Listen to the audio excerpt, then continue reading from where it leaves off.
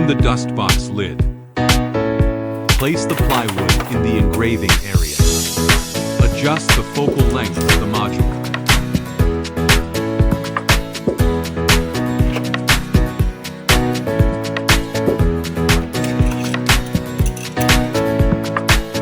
Click on Projects, then SD card. Select the cutting file. Click the frame button to view the engraving area. Click to start engraving. Close the dust box lid.